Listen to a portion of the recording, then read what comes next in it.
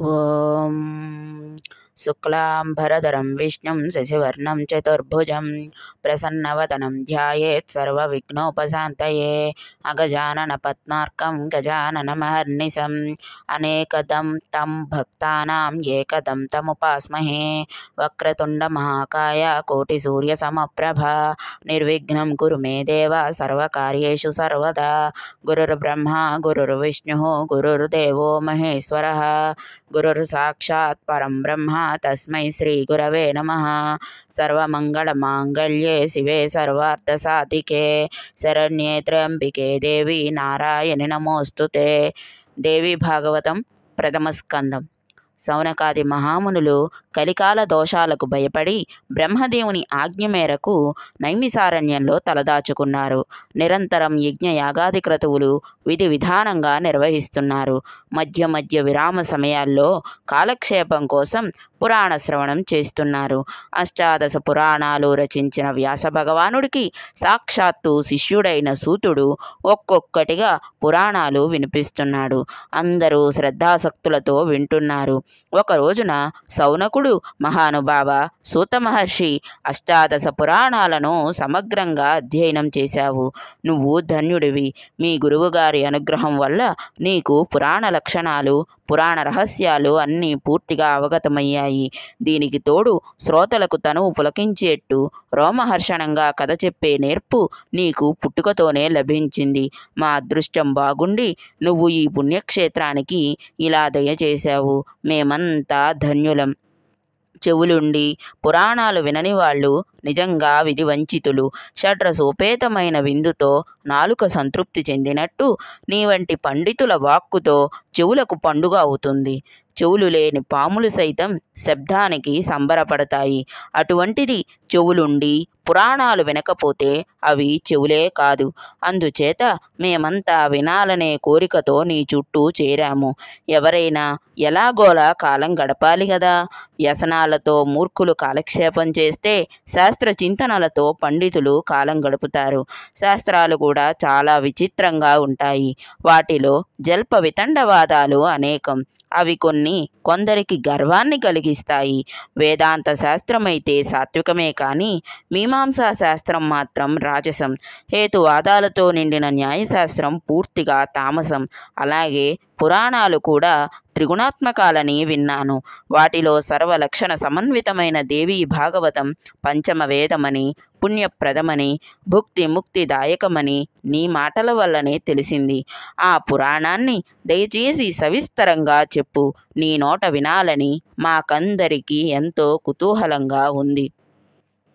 ఇప్పటికి చాలా పురాణాలు చెప్పావు, విన్నాం. అయినా మాకెవ్వరికీ తృప్తి తీరలేదు. అమరులు అమృతం సేవించారు, తృప్తి పొందారా? ఇంతకీ ఏమిటట అమృతం గొప్ప? ఎంత సేవిస్తే మాత్రం ముక్తినిస్తుందా? అదే భాగవతామృతమైతే వెంటనే సంకటాలు తొలగిపోయి ముక్తి లభిస్తుంది. సుధాపానం కోసమని మేమంతా ఎన్నో యజ్ఞాలు చేశాం. అయినా శాంతి లేదు. యజ్ఞఫలం స్వర్గప్రాప్తి. కొంతకాలానికి ఆ స్వర్గం నుంచి పతనం కావడం, సంసార చక్రంలో పడటం, ఇలా నిరంతరం పరిభ్రమించడమే కదా.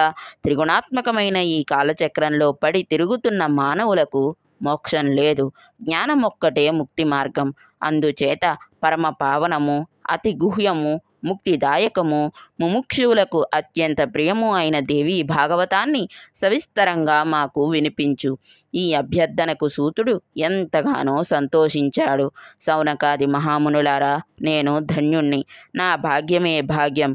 వేద సంహితమైన దేవీ భాగవతం చెప్పమని మీరు అడిగారంటే నేను పవిత్రుణ్ణి అయ్యాను. తప్పకుండా చెబుతాను. సర్వ వేదాలకు, సర్వశాస్త్రాలకు, సర్వ ఆగమాలకు సారభూతమైన దేవీ భాగవతం అతి రహస్యం, అతి గుహ్యం. అయినా మీ వంటి యోగ్యులు అడిగారు కనుక వివరంగా చెబుతాను. యోగులకు ముక్తిప్రదమై, బ్రహ్మాది దేవతలకు సేవ్యమై, మునీంద్రులకు ధ్యేయమైన ఆ తల్లి పాద పద్మాల జంటకు నమస్కరించి ఇప్పుడే మొదలు పెడుతున్నాను. శ్రద్ధగా ఆలకించండి. ఇది పురాణోత్తమం, సర్వరసాలయం, భగవతి అనే పేరుతో ప్రసిద్ధం. శక్తి, విద్య, పర, సర్వజ్ఞ, భవబంధ విచ్ఛేద నిపుణ మొదలైన నామధేయాలతో స్తుతింపబడుతూ మహామునీంద్రులకు ధ్యానంలో మాత్రమే దర్శనమిచ్చే భగవతి ఈ పురాణంలో ప్రత్యక్షంగా కనిపిస్తుంది. సకల సిద్ధులు కలిగిస్తుంది. సదసత్స్వరూపమైన ఈ అఖిల జగత్తును త్రిగుణాత్మకమైన స్వీయ శక్తితో తానే సృష్టించి, రక్షించి, కల్పాంతంలో ఉపసంహరించి, ఒంటరిగా వినోదించే ఆ విశ్వజననిని, ఆ లోకమాతను మరొక్కసారి మనసులో స్మరిస్తున్నాను. వేదవేత్తలైన పౌరాణికులు బ్రహ్మదేవుడు సృష్టికర్త అని కదా చెబుతారు. ఆ బ్రహ్మదేవుడు శేషశయ్యపై విశ్రమించే విష్ణుమూర్తికి నాభికమలం నుంచి జన్మించాడని, అతడి సృష్టి స్వతంత్రం కాదని, జీవుల కర్మానుసారం జరుగుతుందని వారే అన్నారు. ఇంతకీ ఆ విష్ణుమూర్తికి ఆధారం ఆదిశేషుడు. ఆదిశేషుడికి ఆధారం మహాసముద్రం. అది సలిలం, రసస్వరూపం. పాత్ర లేకుండా జలం నిలబడుతుందా ఎక్కడైనా? ఆ పాత్రయే, ఆ ఆధారమే జగజ్జనని, ఆ సర్వశక్తి స్వరూపిణి పాద పద్మాలను శరణు వేడుతున్నాను. విష్ణుమూర్తి యోగ నిద్రలో ఉన్నప్పుడు నాభికమలంలోని బ్రహ్మదేవుడు ఆ జగన్మాతను స్తుతించాడు.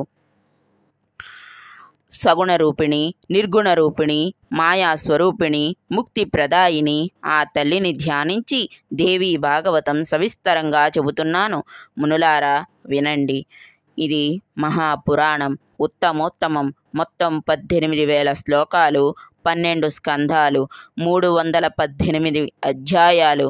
ప్రథమ స్కందంలో 20, ద్వితీయ స్కందంలో 12, తృతీయ స్కందంలో 30, చతుర్థ స్కందంలో 25, పంచమ స్కందంలో 35, షష్ఠ స్కందంలో 31, సప్తమ స్కందంలో 40, అష్టమ స్కందంలో 24, నవమ స్కందంలో 50, దశమ స్కందంలో 13, ఏకాదశ స్కందంలో 24, ద్వాదశ స్కందంలో 14 అధ్యాయాలు ఉంటాయని ప్రణాళిక అంతా గ్రంథారంభంలోనే తెలియజేశాడు వ్యాసభగవానుడు.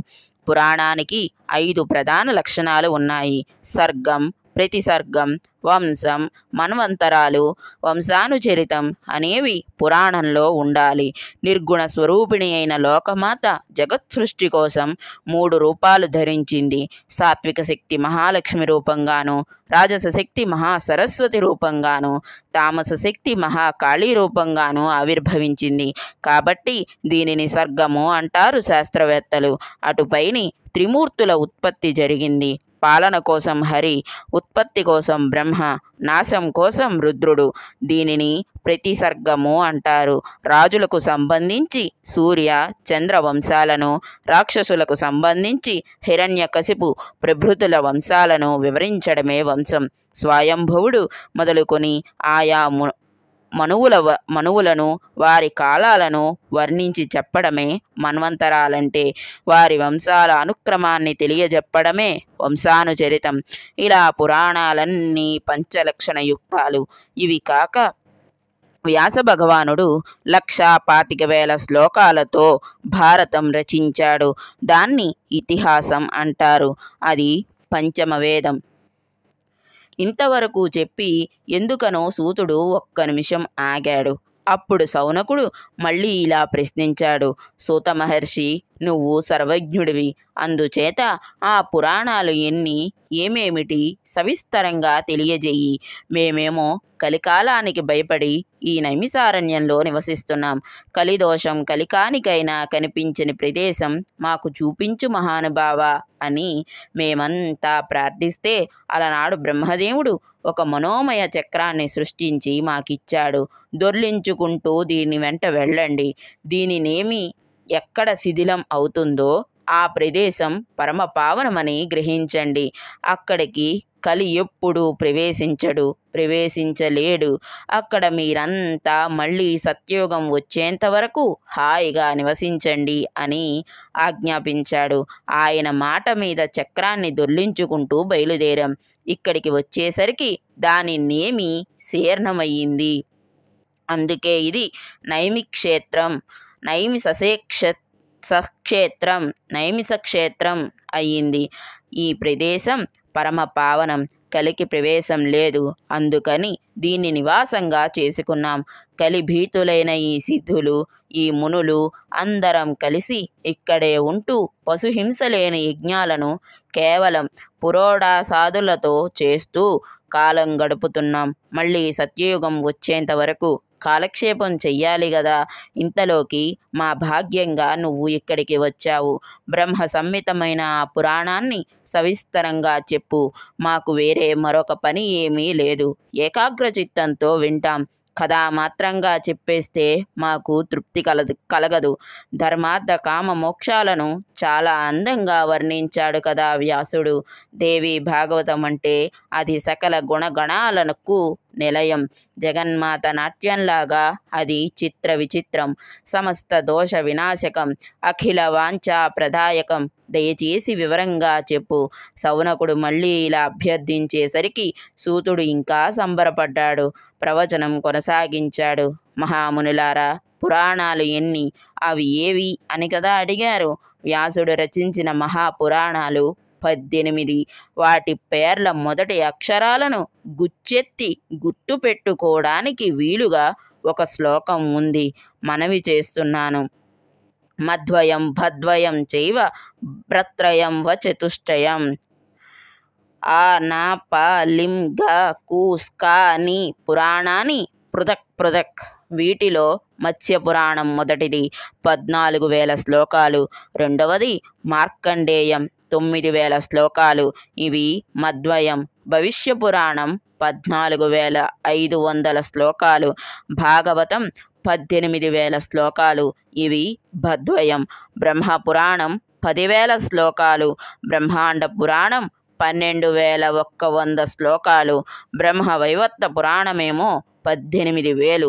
ఇవి భ్రత్రయం. వామన పురాణం 10,000 శ్లోకాల గ్రంథం. వాయుపురాణం 24,600 శ్లోకాలు. విష్ణు పురాణంలో 23,000 శ్లోకాలుంటాయి. వరాహ పురాణం 24,000 శ్లోకాల గ్రంథం. ఇవి వచతుష్టయం. ఇంకా అగ్ని పురాణంలో 16,000, నారద పురాణంలో 25,000, పద్మ పురాణంలో 55,000, లింగ పురాణంలో 11,000, గరుడ పురాణంలో 19,000, కూర్మ పురాణంలో 17,000, స్కాంద పురాణంలో 81,000 శ్లోకాలు ఉంటాయి. ఇవే ఆ నా ప లిం గ కు స్కా లు. ఇవి 18 మహాపురాణాలు. వీటి పేర్లే కాకుండా వీటిలో ఉండే శ్లోకాల సంఖ్య కూడా తెలియజేశాను. విన్నారు కదా. మరో 18 ఉపపురాణాలు ఉన్నాయి. అవి చెబుతాను వినండి. సనత్ కుమార, నారసింహ, నారదీయ, శివ, దౌర్వాస, కాపిల, మానవ, ఔసనస, వారుణ, కాళిక, సాంబ, నంది, సౌర, పారాశర, ఆదిత్య, మహేశ్వర, భాగవత, వాసిష్ఠ పురాణాలను ఉపపురాణాలు అంటారు. ఇన్ని వ్రాసి ఇంకా మహాభారతం రచించాడు వ్యాసుడు. మన్వంతరాలన్నింటా ద్వాపరయుగం ఉంటుంది. ప్రతి ద్వాపరంలోనూ విష్ణువే వ్యాసుడుగా జన్మించి ధర్మచింతనతో యథావిధిగా పురాణాలు రచిస్తాడు. అఖండంగా ఉన్న వేదాన్ని బహుదా విభజిస్తాడు. ఇది లోకహితం కోరి చేసే పని. కలియుగంలో విప్రులు అల్పాయుష్కులుగా స్వల్ప బుద్ధులుగా ఉంటారని తెలిసే కలియుగం వచ్చినప్పుడల్లా పుణ్యప్రదమైన పురాణ సంహితను అందిస్తూ ఉంటాడు వ్యాసుడు. వేద శ్రవణాధికారం కొందరికి లేదు కాబట్టి వారి హితం కోరి ఇలా పురాణాలను రచించాడు. మహామునులారా, 7వ వైవస్వత మన్వంతరంలో ఇప్పుడు ఇది 28వ ద్వాపరం నడుస్తోంది. అందుకని సత్యవతి సుతుడుగా వ్యాసుడు జన్మించాడు. ఈ 28వ వ్యాసుడే నా గురువు, మహానుభావుడు, లోకైకహితుడు, ధర్మవేత్తలలో అగ్రగణ్యుడు. రేపు 29వ ద్వాపరం వస్తే ద్రౌణి వ్యాసుడవుతాడు. ఇప్పటికీ 27 వ్యాసులు గడిచిపోయారు. వారంతా పురాణ సంహితలు రచించిన వారే. ఈ మాటలకు మునీశ్వరులు కొందరు ఆశ్చర్యచకితులయ్యారు. గడిచిన ద్వాపర యుగాలలో పురాణకర్తలైన ఆ వ్యాసుల్ని గురించి క్లుప్తంగానైనా చెప్పమని అడిగారు. మునిసత్తములారా, మొదటి ద్వాపరంలో స్వయంభవుడనే స్వయంగా వేద విభజన చేశాడు. 2వ ద్వాపరంలో ప్రజాపతి వ్యాసుడయ్యాడు. 3వ ద్వాపరంలో ఊసనసుడు, 4వ ద్వాపరంలో బృహస్పతి, 5లో సవిత అంటే సూర్యుడు, 6లో మృత్యువు, 7లో మఘవుడు, 8లో వశిష్ఠుడు, 9లో సారస్వతుడు, 10లో త్రిధాముడు, 11లో త్రివృషుడు, 12లో భరద్వాజుడు, 13లో అంతరిక్షుడు, 14లో ధర్ముడు, 15లో త్రయ్యారుణి, 16లో ధనుంజయుడు, 17లో మేధాతిథి, 18లో వ్రతి, 19లో అత్రి, 20లో గౌతముడు, 21లో ఉత్తముడు వ్యాసులయ్యారు. అటుపైని వరుసగా వేణుడు, సోముడు, తృణబిందువు, భార్గవుడు, శక్తి, జాతుకర్ణ్యుడు వ్యాసులుగా కర్తవ్యం నిర్వహించారు. ఇప్పటి 28వ ద్వాపరానికి కృష్ణ ద్వైపాయనుడు వ్యాసుడు. ఈయన చెప్పిన పురాణాలనే నేను విన్నాను. ఈ కృష్ణ ద్వైపాయనుడికి శుకుడు అనే కుమారుడు ఉన్నాడు. అరణి సంభవుడు, గొప్ప వైరాగ్య భావ సంపన్నుడు. వ్యాసుడు దేవీ భాగవతం రచించి కొడుకుతో చదివించాడు. అప్పుడే వ్యాసుడి ముఖతః నేను దీన్ని విని యథాతథంగా గ్రహించాను. కరుణా సముద్రులు మా గురువుగారు. శుకుడి సందేహాలకు సమాధానాలుగా ఈ దేవీ భాగవత రహస్యాలన్నీ విడమర్చి చెప్పారు. అయోనిజుడైన ఆ బుద్ధిమంతుడితో పాటు నేను విని ఆయా విశేషాలు కొంత తెలుసుకోగలిగాను. మునిపుంగవులారా, ఈ దేవీ భాగవతం ఒక కల్పవృక్షం. దీని ఫలాలను ఆస్వాదించాలనే కోరికతో, సంసార మహాసముద్రాన్ని తరించాలనే వాంఛతో ఈ ఆఖ్యాన రసాలయాన్ని ప్రేమగా, శ్రద్ధగా శుకుడంతటి వాడు ఆలకించాడు. అద్భుతమైన ఈ పురాణాన్ని వింటే భూలోకంలో ఎవరికైనా ఇంకా కలిభయమంటూ ఏదీ ఉండదుగాక ఉండదు. భగవతి నామాంకితమైన ఈ మనోహర పురాణాన్ని నిజంగా వినాలనే కోరికతో కాకపోయినా ఏదో ఒక వంకతో విన్నప్పటికీ చాలు. ఎంతటి పాపాత్ముడైనా, ఆచార దుహురుడైనా పుణ్యాత్ముడవుతాడు. ఇహలోకంలో సకల భోగాలు పొంది పరలోకంలో యోగీశ్వరులకు మాత్రమే దక్కే సుస్థిర స్థానాన్ని గెలుచుకుంటాడు. ఇక నిరంతరం శ్రద్ధగా వినేవారి హృదయ కుహరంలో ఆ నిర్గుణ స్వరూపిణి స్వయంగా తానే నిత్య నివాసం చేస్తుంది. భవసాగరాన్ని తరించడానికి నావగా వాగ్రూపంలో అందివచ్చిన ఈ పురాణాన్ని మానవుడుగా పుట్టి వినకపోతే అంతకంటే మూఢుడు ఉంటాడా? చెవులున్నాయి కదా అని ఎప్పుడూ పరాపవాదాలనే ఇష్టంగా వింటూ ఇలాంటి పురాణ నాదాలను పొరపాటునైనా వినకపోతే ఎవరికట నష్టం? అంతకంటే మందబుద్ధులుంటారా? శ్రద్ధగా ఆలకిస్తున్న సౌనకాదులకు ఒక చిన్న సందేహం కలిగింది. దాపరికం లేకుండా అడిగారు. సూత మహర్షి, వ్యాసుడికి శుకుడనే కుమారుడు ఉన్నాడన్నావు. అతడు ఎలా జన్మించాడు? తల్లి ఎవరు? ఎటువంటి వాడు? ఈ సంహితను ఎలా పఠించాడు? శుకుడు అయోనిజుడు అంటే గర్భవాసం లేకుండా జన్మించినవాడు. అరణి సంభవుడు అన్నావు కదా, అది ఎలా జరిగింది? శుకుడు మహాతపస్వి అని, పుట్టుకతోనే మహాయోగి అని విన్నాం. అతడు ఈ విపుల పురాణాన్ని ఎలా, ఏ విధాన చదివాడు అనేది మా అందరి సందేహమును. నువ్వు సౌమ్యుడవు కనుక అడిగాము, దయచేసి వివరించవు అని అభ్యర్థించారు. అప్పుడు సూతుడు, మునులారా, పూర్వకాలాన వ్యాసుడు సరస్వతీ నదీ తీరాన ఆశ్రమం నిర్మించుకుని తపస్సు చేసుకుంటున్నాడు. అప్పట్లో పిచ్చుకల జంట ఒకటి వ్యాసుడికి రోజు కనిపించేది. వాటి పరస్పరానురాగం ఆశ్చర్యపరిచేది. వాటి గూడు, ఆ గూటిలో అప్పుడే గ్రుడ్డు విచ్చి జన్మించిన పిచ్చుక పిల్ల వ్యాసుడి మనస్సును ఆకట్టుకున్నాయి. ఇంకా తోక మొలవని పిచ్చుక పిల్ల, దాని ఎర్రని నోరు, దానికి ఏదో తెచ్చి తినిపించాలని శ్రమపడుతున్న ఆ పిచ్చుక దంపతులు. అది నోరు తెరిస్తే తినుబండారాన్ని నోటికి అందిస్తున్న దృశ్యం. తమ రెక్కలతో దాన్ని సుతారంగా పొదువుతూ, ముద్దులతో ముంచెత్తుతూ పులకించిపోతున్న ఆ మాతాపితల ప్రేమ చూసి వ్యాసుడు చాలా ముచ్చటపడ్డాడు. సంతానమంటే పక్షులకే ఇంత ప్రేమ ఉంటే ఇంకా మనుష్యుల సంగతి చెప్పాలా? వివాహం చేసుకుని ఒకరినొకరు చూసుకుని సంతృప్తి చెందే దంపతులు వార్ధక్యంలో పరిచర్య కోసమైన పుత్రుణ్ణి కోరుకుంటారు. సంపాదించి సుఖపెడతాడని ఆశిస్తారు. ఏది చేసినా చెయ్యకపోయినా చితికి నిప్పు అంటించి ఉత్తర క్రియలైనా చేస్తాడు గదా. పోనీ గయలో శ్రాద్ధం పెడతాడు గదా. సంసారంలో ఎన్ని సుఖాలు ఉన్నా కన్న కొడుకుని తనివి తీరా కౌగిలించుకోవడం, లాలించడం అనేవి ఉత్తమోత్తమ సుఖాలు. అపుత్రస్య గతిర్నాస్తి అన్నారు. ఉత్తమ లోకాలను సాధించి పెట్టేది పుత్రుడే. పుత్రవంతుడికే స్వర్గమని శాస్త్రాలు చెబుతున్నాయి. అది ప్రత్యక్ష విషయమే. కొడుకులు లేనివాడు మరణకాలంలో మరీ విచారిస్తాడు. ఇల్లు వాకిలి నగ నట్ర ఇంత సంపాదించాను, ఇదంతా ఎవడు తన్నుకుపోతాడో గదా అని మరింత దిగులు పడతాడు, దుఃఖిస్తాడు, మనశ్శాంతిని కోల్పోతాడు. భగవన్నామం జపిస్తూ హాయిగా ప్రాణాలు వదలలేడు. అందుచేత అతడికి దుర్గతులే తప్ప ఉత్తమ గతులు ఉండవు. ఈ ఆలోచనతో వ్యాసుడికి మనస్సు వికలమయ్యింది. వేడిగా నిట్టూర్చాడు. కాసేపటికి తేరుకుని ఒక నిశ్చయానికి వచ్చాడు. పుత్ర ప్రాప్తి కోసం తపస్సు చెయ్యాలని గట్టిగా సంకల్పించుకున్నాడు.